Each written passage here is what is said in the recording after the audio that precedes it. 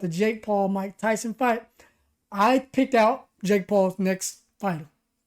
Whether he reacts or not, or accepts it or not, that's all on him. But this is the perfect fighter for Jake Paul right now. Just saying. And you see who it is. Fights in the same. You see who it is. It is Deontay Wilder. You know what I'm saying? Perfect opponent for Jake Paul. So, Jake Paul, what up with it? You know what I'm saying? What up with it, though? Let's get into it.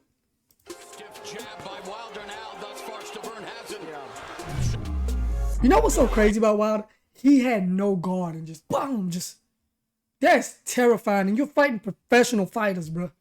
And that you got so much power that you can just walk around with your hands down. That's nuts. A man who is a freak of nature, gifted with unbelievable genetics, and possessing the ultimate weapon in boxing, the one-punch quitter. This guy is just that. You couldn't pay me $200,000 to get hit by him. At least $300,000. $300,000 I get hit by Deontay Wilder tomorrow. He gonna knock me out, cause I'm not that big of a dude. Well, even if you're a big dude, he knocking you out. He knock out heavyweights like they kids. So, $300,000. What's up, Deontay Wilder? Hey. It is it Deontay no Wilder or one in the Deontay history Wilder? of boxing Deontay, I think. possess such destructive knockout power. And keep in mind, this guy fights in the same weight division as Mike Tyson, Joe Frazier, Rocky Marciano, and Sonny Liston. That boy hit hard. You know who they didn't say? It makes the grills. What's his name? George Foreman. George Foreman. That was a hard hitter. You know anything about boxing? I don't know much. That was a hard hitter, a freak of nature. I am the most feared. And here we are again.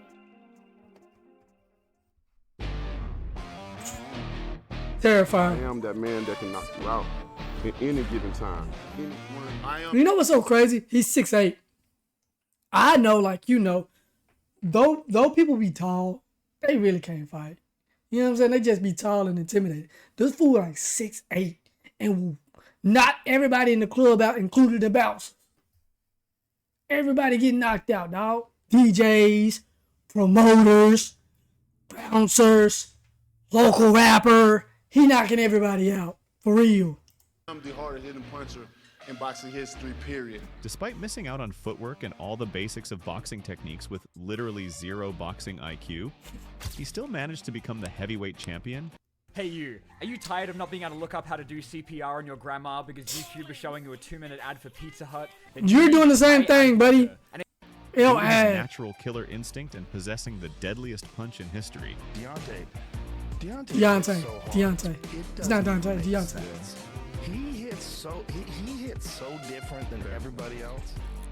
With that punch, he knocked out people even when backpedaling or with his feet in the air. This guy didn't need momentum or body weight shift to produce power. He just threw a hook filled with rage that would render even the strongest chin useless. I am that man that can knock you out at any given time, any given round, any given minute. That's crazy. He the king of the hood. Hey, he the king of the hood, whatever hood he in. He knocking everybody out. That's what they made switchies for, buddy.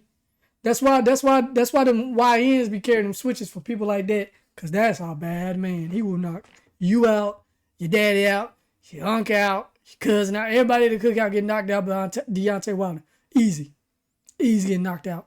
In an era where technique dominates boxing, this guy is heavily criticized for having zero boxing IQ. This is going to be controversial. He got no zero boxing IQ, but I guarantee none of y'all will jump in the ring with him. Now we're talking about a guy who was heavyweight champion of the world in Deontay Wilder. He's shown less IQ in his clips, but still managed to destroy everyone he fought. Right now, this is the story of how Deontay Wilder, the Bronze Bomber, almost zero ring IQ. Bomb Squad. We proved so many people wrong. I promised my daughter Naya when she was 1 year old that Dad'd be a world champion. And now it's a reality.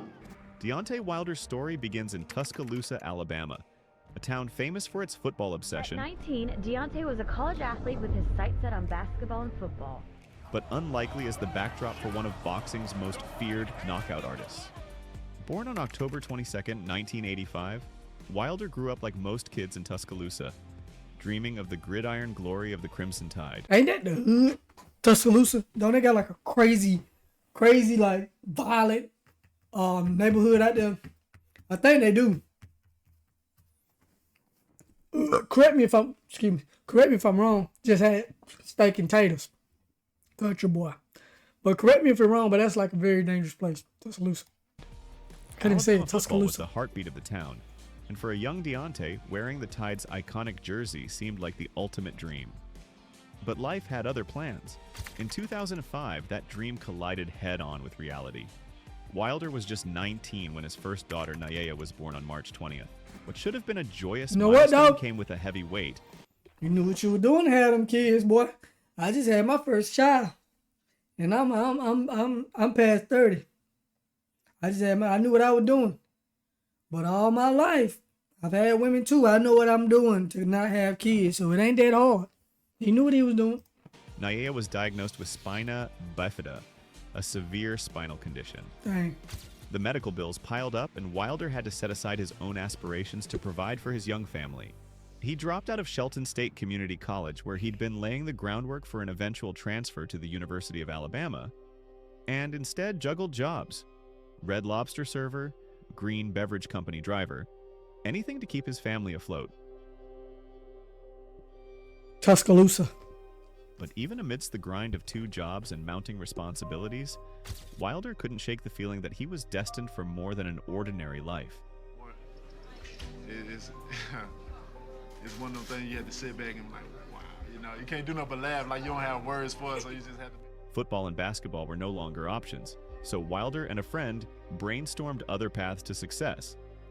That's when boxing came into the picture. I needed money now. I didn't know nothing about spina bifida. To take care of a child with spina bifida, being 19 years old, that was one of the most scariest part of my life. Getting a very late start in the sport at the age of 20, went 29 and 5 as an amateur. At first, it wasn't the glory of the sport that drew him in. Yeah. It was the promise of a payday. He just wanted that bread. Ain't nothing wrong with it. Every man who stepped into the ring made a lot of money, Wilder admitted later. I didn't know it was a process. With nothing to lose and everything to fight for, Wilder walked into the Sky Boxing Gym in Northport, Alabama in October 2005. He was an imposing figure from the start, tall, athletic, and determined. But in the world of boxing, raw physical gifts are only part of the equation. Yeah. Jay Deese, the trainer who would guide Wilder from his first day in the gym to the heavyweight championship, remembers those early days vividly. When he walked through the door, I saw the athletic exterior, Diaz said, but the interior is... Hey, bro walked in there like a Greek god, 6'8", pure muscle, the bronze statue of boxing. A lot of guys say they want to box, Am I glazing? Once they see how hard it is, they disappear. Am I glazing? Not Deontay. He worked just as hard when he thought no one was watching. Training was grueling, but Wilder thrived on the challenge. He poured himself into the sport, combining his streetwise instincts with a raw but relentless work ethic. He was an impressive physical specimen, Diaz said, but what stood out was his dedication. He wasn't afraid to put in the work, even when it was brutal. Wilder was a boxer who throughout his impressive career relied heavily on his primal instincts and raw, unfiltered power, a complete opposite of boxers who relied on technique. You know what? And that's real. Like, low-key, boxing beats street fighters because just that raw anger can only get you so far, but he has so much of it, I guess, that it overwhelms even professional tacticians. So that's quite interesting. You know what I'm saying? He built different. Like, no glaze, dog. He built different. And IQ.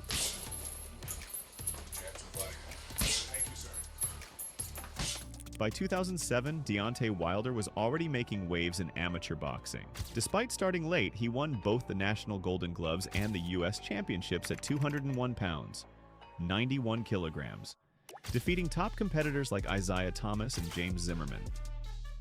His rapid rise continued at the Olympic trials, where he secured his spot on Team USA after just 21 bouts. His raw talent. Wilder's journey to Beijing included key victories, such as a narrow win over future Olympic champion Rakhim Chekiev, and clutch performances in the qualifiers against Davis Julio and Rafael Lima. However, his rise wasn't without Bro was a smasher, bro. He knocking out the top that people thought it was going to be the GOAT type. You know what I'm saying? I love watching these videos because it shows me more about people. You know what I'm saying? And that's interesting, man. I'm learning more and more about him. Most notably a knockout loss to Evgeny Romanov in a Russia-USA duel match in early 2008.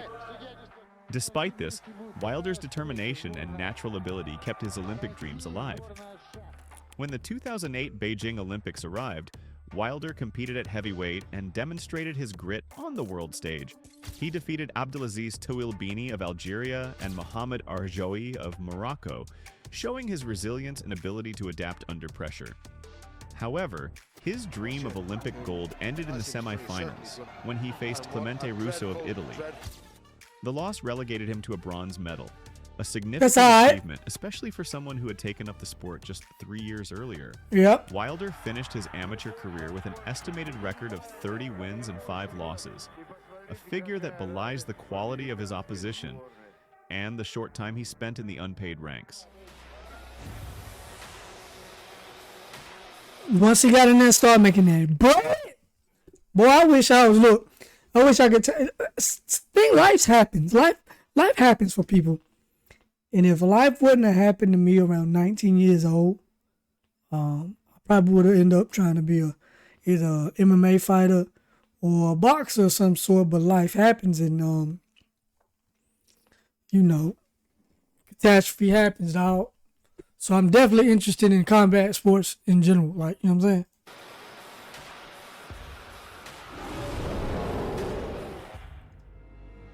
I just wanted to show the world what Deontay Wilder was capable of, and I think I proved that. Deontay Wilder's rise in the heavyweight division continued with a series of explosive victories in 2013 and 2014.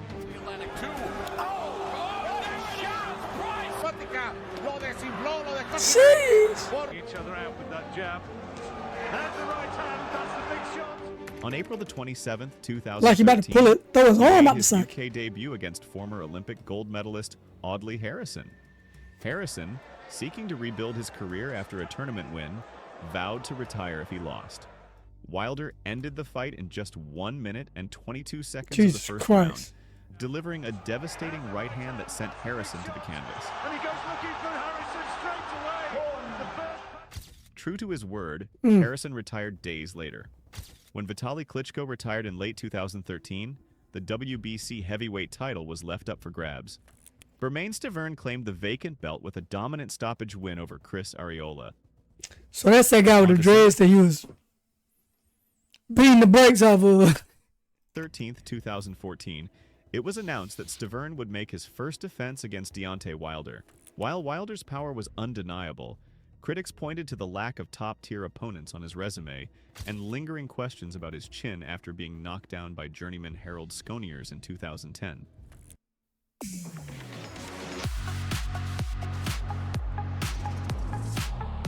The fight marked the first heavyweight title bout at the MGM Grand since the infamous Bite Fight. Oh, Lord. Mike Tyson and Evander Holyfield in 1997. With Wilder's reach and Stiverne's durability, experts were divided, though most anticipated a stoppage finish. Wilder controlled the bout with his height, reach, and a sharp left jab, doubling Stiverne's output and keeping him on the outside. In a bizarre moment during the second round, Stiverne stumbled forward, causing both fighters and referee Tony Weeks to tumble to the canvas. It wasn't ruled a knockdown. Over 12 rounds, Wilder remained dominant. So he fought him for a long time. GG's. 120 to 107. 100. Hey, I'm streaming. I'll be in a second. I'm about done. What's up, Mason? I wanted to show you my PTs. Yeah, they look good. Do they look good? Yeah. Okay. See my dad. I'll be done in a little bit. 19 to 108 and 118 to 100. So he won by decision. He knocked him out. The victory made Wilder the first American heavyweight champion. Notably, this remains Wilder's only win that didn't end in a knockout. At the post-fight press conference, Wilder expressed interest in fighting undefeated British contender Tyson Fury before pursuing a unification bout with Vladimir Klitschko. However, doubts emerged about this ambitious plan due to ongoing business conflicts between Wilder's advisor Al Heyman and HBO. He called for that fight early on, dog. So he ain't ducking no smoke. Though he lost, he wasn't ducking no smoke. Where Klitschko was under contract for 2 more fights. In December 2015, it was announced that Wilder would defend his WBC title against Polish fighter Artur Szpilka at the Barclays Center in Brooklyn. This fight drew a heavily pro-Polish crowd of over 12,000 fans, creating an electric atmosphere. Introducing the Bronze Bomber, Look at Mike Tyson. Look at Mike. Look at Iron Mike. Hey. Deontay, do it for Mike, dog. Be in contact with Jake Paul in his camp. 2 heavyweights going at it. 2 heavyweights. That's all I can say. Great for the sport, right, Jake? Great for the sport. Putting on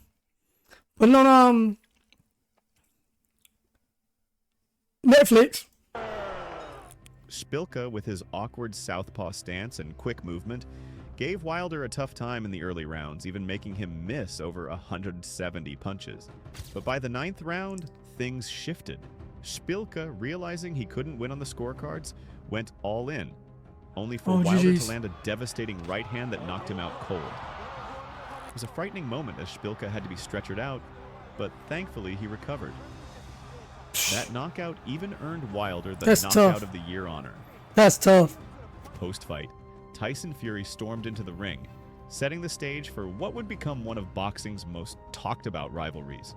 Wilder's highly anticipated 2016 bout against Alexander Povetkin in Moscow was derailed when Povetkin tested positive for meldonium just a week before the fight. Wilder, confident and set to earn over $4 million, canceled the match and later won a $7 million lawsuit against Povetkin's team. In 2017, after Andrzej Warzik failed a drug test, Wilder faced Gerald Washington instead. Despite criticism for choosing an easy opponent, Wilder silenced doubters with a 5th-round TKO in one of the year's most-watched fights in the U.S. Adding to the drama, a post-fight altercation with Dominic Breazeale at a hotel further spiced up his eventful career. Later that year, Wilder was set to fight Luis Ortiz. Oh, he hard to knock him out. His neck the size of a door on TV. He about as wide as a monitor. He looked like Tito Ortiz. Luis Ortiz looked like Tito Ortiz, but dark skin. Do we not? He got a big old head, boy. A dangerous contender. But Ortiz failed a drug test, forcing Wilder to face Bermond Stiverne in a rematch instead. Wilder was furious. Is everybody in boxing on steroids or what? Like, dang, y'all keep filling these drug tests, bro. To prove a point, and he did just that. In a completely one-sided fight, Wilder knocked Stiverne down 3 times in the first round before the referee stepped in. And then came the first fight of what would become the best trilogy fight in the history of the sport.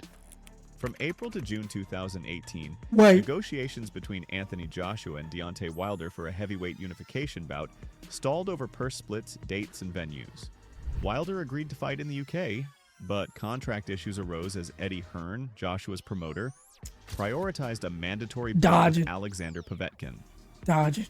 When the WBA gave I have dealt with mental and emotional struggles for a very long time. I was also dealing with the fear of embracing negative emotions. Gave a 24-hour ultimatum to finalize the Povetkin fight. Hearn assured fans the Joshua-Wilder clash could still happen in April 2000. I heard so much about this during the time. I'm not really into boxing as much. I'm not into UFC as much, but I used to be. So I still talk my junk about the OGs of the game. The Anderson Silvas, the Chuck Liddells, the Tito Ortiz, the Randy Couture's, the Nick Diaz, Clay Guidas, those people, Rampages and Vandalays. But I heard so much about this, even not being in tune with boxing at the time. 2019. Despite the WBA stating they'd allow an exemption if Wilder signed, the Joshua Povetkin fight was confirmed in July, delaying the Wilder bout. As Joshua's camp pursued Povetkin, Wilder Fury. By late July, negotiations for Wilder versus Fury were almost finalized. Fury, gearing up for a fight against Francesco Pianeta, was vocal about his willingness to face Wilder, stating that both were fighters who feared no one. Fury easily dispatched Pianeta, setting the stage for the Wilder fight, which was officially confirmed for December 1st, 2018 in the United States.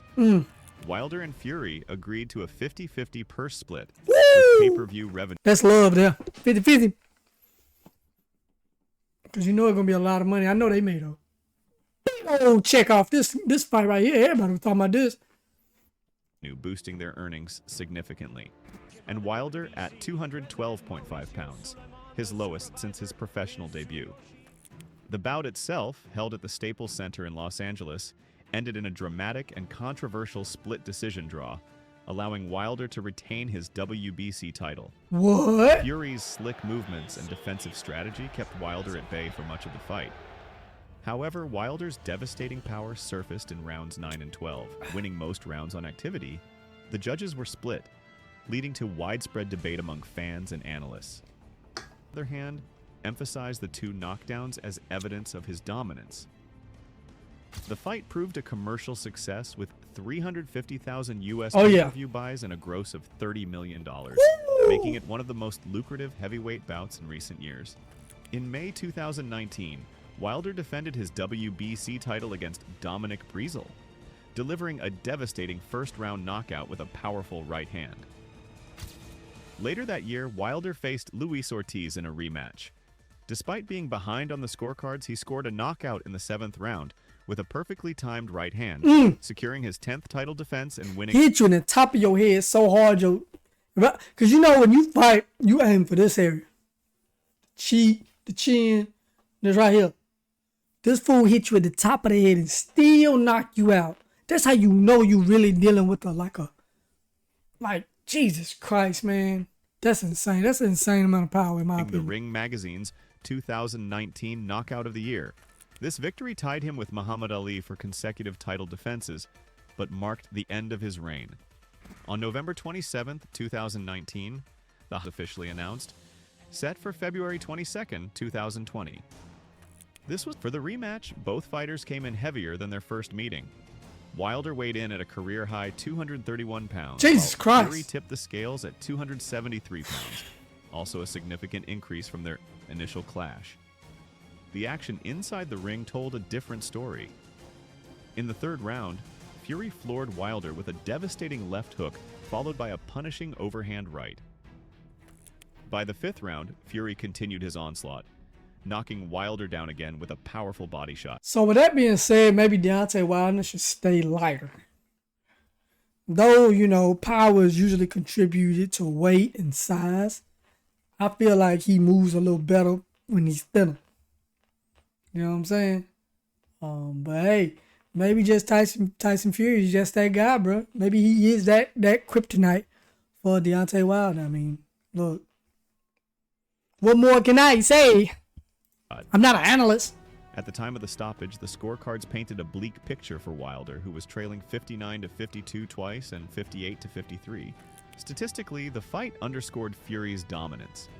According to CompuBox, Fury landed 82 of his 267 total punches, Jesus with 58 Christ. of those being power punches.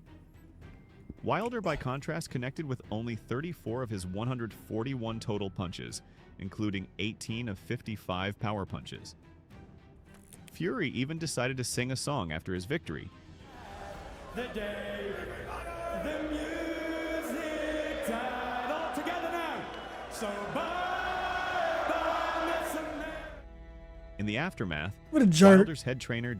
What a jerk, bro. You ain't got to do all that. You won. Be graceful, bro. Be graceful. JD's publicly expressed his disagreement with Breland's decision to stop the fight. Mark threw in the towel. I didn't think he should have, Diaz said. Deontay is the kind of guy who wants to go out on his shield, and he made it clear to us, don't throw the towel in. The fight was a commercial success, with pay-per-view buys in the United States ranging from 800,000 to 850,000 through traditional providers, up significantly from the approximately 325,000 buys for their first encounter. Easy. Promoter Bob Arum estimated an additional 300,000 buys via digital platforms, pushing the total closer to 1.2 million. Wilder, however, attributed his defeat to several controversial factors. He claimed his water had been tampered with, leaving him feeling as though he had taken a muscle relaxer. He also blamed the 40-pound ring walk costume, saying it drained his legs before the fight even began. Additionally, well, that's Wilder your fault. Hey, Fury... let's hold some accountability, Deontay Wilder. You should have done it. You know that costume was heavy. If you know what I'm saying? You tried it on. You knew it was heavy. Why'd you wear it if you knew it was gonna drain you, bro? For real. Scratched flesh out of my ears, which caused visible bleeding. These statements were met with widespread criticism and ridicule. Tyson Fury dismissed the claims as baseless, while boxing icons like Mike Tyson and British heavyweights Anthony Joshua openly mocked Wilder's excuses. Despite the backlash, Wilder stood by his allegations. On October 31st, 2020, he released a series of statements accusing Fury of cheating and calling for a trilogy fight. In one pointed tweet directed at Fury, Wilder claimed, "I was offered more money to fight Anthony Joshua than I was getting to fight you." Joshua and his promoter, Eddie Hearn, quickly confirmed this, taking the opportunity to highlight that it was Wilder, not Joshua, who had previously turned down the opportunity for an undisputed title fight. The revelation added another layer of controversy to an already contentious chapter in Wilder. Those were the big three at the time. On May 17th, 2021, Tyson Fury, Deontay Wilder, and Anthony Joshua at that time, they're all been defeated now. But at that time, them were like the three-headed monster of heavyweight boxing. Straight up. That made people start watching boxing again, and then in comes Weasel and little Jake Paul. But, yeah, for sure. An arbitration ruling by Judge Daniel Weinstein forced Tyson Fury to honor his contractual obligation for a third fight with Deontay Wilder. Fury's promoter, Bob Arum, wasted no time, announcing that the Allegiant Stadium in Las Vegas was reserved for July 24th, 2021, in anticipation of the trilogy bout. Meanwhile, Wilder, known for his bold declarations, claimed he had built a whole facility to commit a legal homicide against Fury. Oh my God! Describing his mindset as very violent. This wasn't the first time Wilder had made such statements. In preparation for the rematch, Wilder brought in a new head trainer, Malik Scott, a former opponent who had... That's a big dude. He at least, what, about 6'4", 6'3"? Jesus Christ. ...since become a close friend. Wilder praised Scott as a genius and credited him for revitalizing his strategy. By June 15th, the fight's venue was officially they fought 3 times? T-Mobile Arena. Bro, I thought they only fought 1 time. That just shows how out of tune I am. I'm out of touch right now, chat.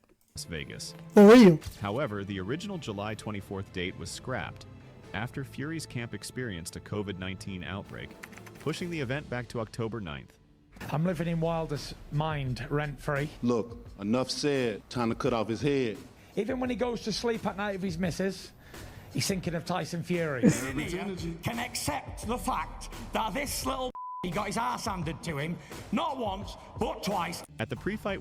What comes to mind immediately with Enclave is... I like that trilogy, though. I didn't know they fought 3 times. I'm kind of on the edge of my seat. Weigh in on October 8th, both fighters came in heavier than ever before. Fury weighed 277 pounds, while Wilder hit the scales at 238 pounds, signaling that the battle ahead would be one of power and resilience. The fight itself delivered on every expectation, and then some. From the opening bell, Wilder found early success, targeting Fury's body with sharp jabs and right hands to claim the first round on bro getting hit by a truck by them big ass hands. Tyson answered back in the second, Deontay Wilder using his size and clinch work to land clean shots. Midway through the 3rd round, Fury dropped Wilder with a barrage of heavy right hands, leaving the challenger hanging on until the bell saved him. But Wilder wasn't done yet. In the 4th round, he scored back put him on his ass. Short right hand that floored. Put him on his ass. Deontay Wilder put on his ass. But let's see if he can outskill the Gypsy King. Let's see, chat. Fury. Let's see. Moments later, Wilder struck again, sending Fury to the canvas for a second time in Bro, the same round. Deontay Wilder just survived, bro. So all you gotta do is survive. You knocked him down twice. Survive. As the fight wore on, Fury regained control. He began landing with greater precision, visibly wearing Wilder down and taking command on the scorecards. By the 10th round, Wilder, battered and exhausted, was knocked down again by a massive right hook. Yet, in a testament to his unrelenting determination, he fought back with a wild flurry that briefly stunned Fury at the bell. In the 11th round, the battle came to its dramatic conclusion. With Wilder bleeding and on wobbly legs, Fury landed a clean right hook from the clinch that sent Wilder crashing face first to the canvas. Referee Robert Mora immediately waved off the fight, crowning Fury the victor by 11th round knockout. Yay! After the fight, Fury praised Wilder's grit, calling him a top fighter, but criticized his refusal to show sportsmanship. "He's a sore loser," Fury said. "No respect, no handshake." Wilder, before being taken to the hospital for precautionary checks, offered a somber reflection. "I did my best, but it wasn't good enough tonight. I'm not sure what happened." At the time of the stop... You know what, though? That's maturity, bro. Tyson Fury just all around a better fighter than Deontay Wilder. That's just how it is. He's beating him 2 out of 3. Easy, simple math, right? He's a greater fighter. Now, I would be more fearful to fight Deontay Wilder, still to this day, because he hits so hard, bro. Tyson Fury is just more technical. And his chin is made out of plaster, wrapped around concrete, wrapped around iron. You know what I'm saying? So, you know, that's just how it is. That's just how it is. Stoppage, Wilder was trailing on all 3 judges' scorecards with scores of 95 to 91, 94 to 92, and 95 to 92. Fury's dominance was further underscored by CompuBox statistics, which revealed he had landed 150 of 385 punches, 39%, compared to Wilder's 72 of 355, 20%. The 150 punches Fury landed were the most ever recorded on Wilder, and he outlanded his opponent in every single round, even in the 4th when he was knocked down twice. The fight was hailed as an instant classic, with observers and pundits alike praising its high drama and intensity. Veteran promoter Bob Arum called it the greatest heavyweight fight I've seen in 57 years. Jesus Christ. The Ring magazine... That's a tall statement, brother. You better mean that. Magazine described it as a rare and historic heavyweight championship trilogy and declared it the obvious frontrunner for Fight of the Year. 6 days after the dust had settled, Wilder released a gracious statement on social media, thanking God, his team, and his fans for their support. He also extended an olive branch to Fury, saying, "Last but not least, I would like to congratulate Tyson Fury for his victory, and thank you for the great historical memories that will last forever." GG's. In August 2022, Deontay Wilder announced his return to the ring after a year-long absence following his defeat to Tyson Fury. He was set to face Finland's Robert Helenius on October 15th, 2022. But you know what? After a trilogy like that, man, you've been the champion. It's about time to hang it up, Chief. You got your money. Your name is in the books. It's time to hang them up, brother. That's all I'm saying. Enjoy your daughter, your family. At the Barclays Center in Brooklyn, fans eagerly awaited his comeback, wondering if the Bronze Bomber still possessed the devastating power that made him a knockout artist. Wilder answered that question emphatically, delivering a brutal first-round KO with a short right hand that left Helenius crumpled on the canvas at 257. The performance was a stark reminder of why Wilder is regarded as one of the hardest punchers in the history of the sport. However, over a year later, Wilder returned on December 23rd, 2023, to face former WBO champion Joseph Parker in Riyadh, Saudi Arabia. They look so small compared to Day him. of Reckoning event. Wilder, who had been inactive for 14 months, was met by a sharp, active Parker fighting in his 4th bout of the year. To the surprise of many, Parker thoroughly outboxed Wilder over 12 rounds, dominating with speed and technique to secure a unanimous decision victory. The judges' scorecards left no doubt: 118 to 111, 118 to 110, and an almost humiliating 120 to 108. The loss immediately sparked rumors about Wilder's potential retirement. However, Wilder was quick to shut down speculation, taking to Instagram to reassure fans. "Sorry if I let anyone down, but we'll be back. That's the good thing about it. This is not the end. We'll be back." True to his word, Wilder stepped back into the ring. So I didn't know he was still actually boxing like that. To face China's Zhilei Zhang. The fight was seen as a pivotal moment in Wilder's career, but it didn't go as planned. Zhang, known for his size and power, proved to be too much, knocking Wilder out in the 5th round. With back-to-back losses, whispers of retirement have grown louder, yet Wilder has remained silent on the matter, leaving fans wondering if the Bronze Bomber will fight again. Regardless of what the future holds, Wilder's legacy as the most devastating fighter in boxing history is secure. Yeah. His ability to end fights with a single blow has cemented his place among the heavyweight greats, ensuring his name will forever echo in the annals of the sport. Whether he returns for one last run or decides to hang up the gloves, Wilder's impact on boxing is undeniable. For sure. What are your thoughts? Let us know in the comments down below. Hey, who's this? Daily Dose of Boxing. Definitely subscribe to him. I might do that. I'm gonna go and do that. But definitely subscribe to him. I appreciate this. I'm gonna chop this down and put it on my YouTube. If anybody thinks Deontay Wilder should fight Jake Paul, even if he go into retirement, he should. I think he is retired now. But even if he fights just one more fight, just fight Jake Paul, man. You're right up Jake Paul's alley. You're retired. You're no longer active. You have a legacy already. You're good. Just go and do one more for the one more. You feel me? One more for the homeboys. You feel me? But that's all for this video. Till next time, it's your boy Vado Rizzo, and I will see y'all when I see y'all.